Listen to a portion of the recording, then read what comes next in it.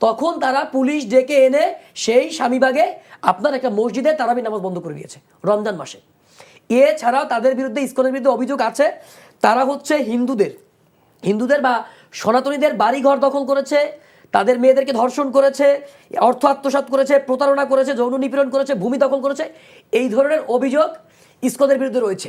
সন্ত্রাস দমন আইনে যদি ছাত্রলীগ নিষিদ্ধ হতে পারে, যদি সন্ত্রাস দমন আইনে আপনার হিজবুত তাহরির নিষিদ্ধ হতে পারে, গতকালের পর থেকে অবশ্যই এই দেশে ইসকনের রাজনীতি সম্পূর্ণরূপে নিষিদ্ধ করা উচিত এবং আইনত ইসকনকে একটি সন্ত্রাসী সংগঠন ঘোষণা করে বাংলাদেশে সামগ্রিকভাবে ইসকনের সমস্ত কার্যক্রম নিষিদ্ধ করা উচিত। ইসকন এমন একটা প্রতিষ্ঠান যেটার জন্ম হয়েছে আমেরিকাতে, আমেরিকার নিউ ইয়র্কে 1966 সালে হচ্ছে এটার জন্ম হয়েছে এবং সেই ইসকন পরবর্তীতে পৃথিবীর বিভিন্ন দেশে ছড়িয়েছে। কিন্তু চীনের মতো একটা রাষ্ট্র, সেখানে ইসকন সম্পূর্ণ নিষিদ্ধ। ইসকন আসলে কোথায় কোথায় এর কার্যক্রম পরিচালনা করছে, এটা একটা প্রশ্ন। তো সেক্ষেত্রে দেখবেন ইসকনের কার্যক্রম চলছে ইসরায়েলে ইহুদিদের পৃষ্ঠপোষকতায় ইসকন তাদের কার্যক্রম পরিচালনা করছে। আমরা আসলে আমাদের প্রকৃত শত্রু যারা, তাদেরকে আইডেন্টিফাই করছি কিনা। আমি গতকালকে একটা বক্তব্যে বলেছি যে শেখ হাসিনা একটা মুখোশ। শেখ হাসিনার পেছনে যেই শক্তিটা সবচেয়ে কাজ করে সেটা হচ্ছে ভারত। এবং ভারত এমন একটা সাম্রাজ্যবাদী শক্তি যাদের সাথে তার প্রতিবেশী কোনো রাষ্ট্রের সাথে ভালো সম্পর্ক নেই। সে আপনি পাকিস্তান বলেন, সে আপনি ভুটান বলেন, শ্রীলঙ্কা বলেন এবং মালদ্বীপ বলেন, প্রত্যেকটা রাষ্ট্রের সাথে তার খারাপ সম্পর্ক।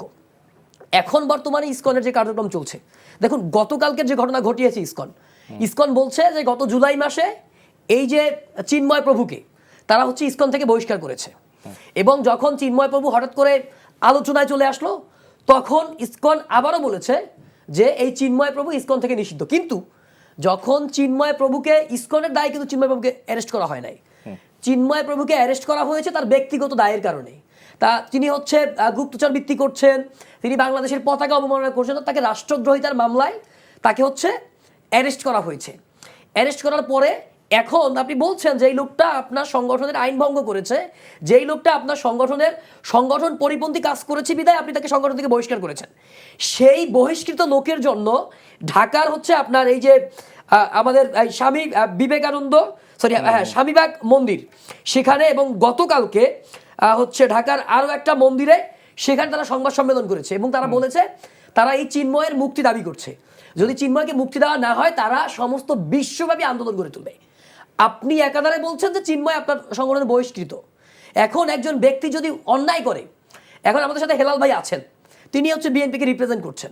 এখন ধরেন বিএনপির আইন শৃঙ্খলা ভঙ্গের তাকে যদি ভঙ্গের কারণে তাকে দল থেকে বহিষ্কার করা হয় এবং পরবর্তীতে রাষ্ট্রীয় আইন ভঙ্গের কারণে যখন তাকে যদি গ্রেপ্তার করা হয় এবং তার পক্ষে নিয়ে যদি বিএনপি স্ট্যান্ড নেয়, তো সেটা তো হয় না, এটা তো নৈতিকতার পরিপন্থী।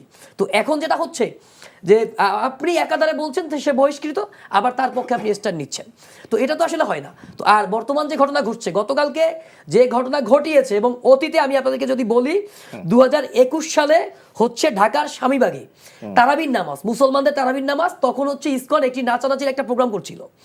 তখন মসজিদের মুসল্লিরা তাদেরকে সেই প্রোগ্রামটা বন্ধ করার জন্য বলে যে নামাজের পরে যেন প্রোগ্রামটা করে। তখন সেই সময়ে যেহেতু আওয়ামী লীগ সরকার ক্ষমতায়, আপনারা বুঝতেই পারেন ভারতের মদতপুষ্ট একটা সরকার ক্ষমতায়, তখন তারা পুলিশ ডেকে এনে সেই স্বামীবাগে আপনার একটা মসজিদে তারাবি নামাজ বন্ধ করে দিয়েছে রমজান মাসে।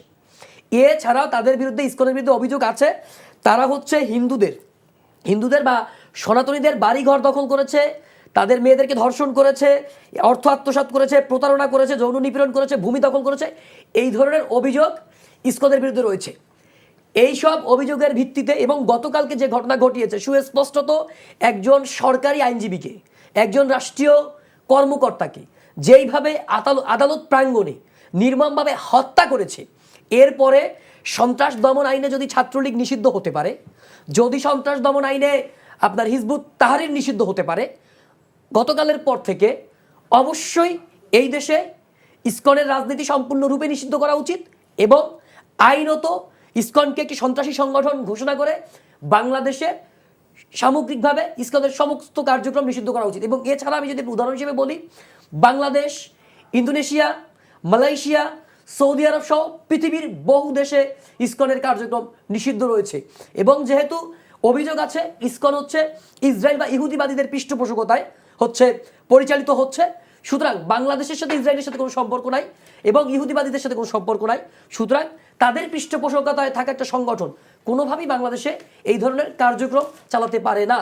আরও যদি বলি, ইসকনের প্রতিষ্ঠাতা যিনি ছিলেন তিনি হচ্ছে আমেরিকার নিউ ইয়র্কে পড়াশোনা করেছেন এবং তিনি খ্রিস্টানদের একটি প্রতিষ্ঠান চার্চে পড়াশোনা করেছেন। তিনি কোনো প্রকার হিন্দু শিক্ষালয়ে বা ভারতের কোনো শিক্ষালয়ে বা হিন্দু মানে সনাতন ধর্মের যে কোনো শিক্ষালয় বা এই ধরনের শিক্ষাও তার নাই। তাহলে আপনাদেরকে বুঝতে হবে যে এই সংগঠনটার প্রকৃত উদ্দেশ্য কি এবং তারা আসলে কি চায়। তো বাংলাদেশের মানুষের কাছে সুস্পষ্ট বার্তা যে বাংলাদেশের আইন শৃঙ্খলা পরিস্থিতি ব্যাঘাত ঘটানোর জন্য সেই শেখ হাসিনার পতনের পর থেকেই এই ইসকন কিংবা হচ্ছে ভারতের মদপুষ্ট কয়েকটা সংগঠন যারা হচ্ছে বাংলাদেশে খায়, বাংলাদেশে ঘুমায়, বাংলাদেশের মানুষের টাকায় চলে, কিন্তু তাদের ধ্যান জ্ঞান চিন্তা চেতনা মননে তারা হচ্ছে ওই হিন্দুত্ববাদী ভারতের আগ্রাসনকে তারা হচ্ছে মনে প্রাণে ধারণ করে এবং মনে করে ওইটাই তাদের প্রকৃত দেশ। অবশ্যই তাদেরকে আইনের আওতায় নিয়ে আসা উচিত এবং ইসকনকে অনতিবিলম্বে সরকারের কাছে অনুরোধ করব, দাবি জানাবো, অনতিবিলম্বে ইসকনের সমস্ত রাজনৈতিক কার্যক্রম, সাংগঠনিক কার্যক্রম বাংলাদেশে নিষিদ্ধ করা হবে।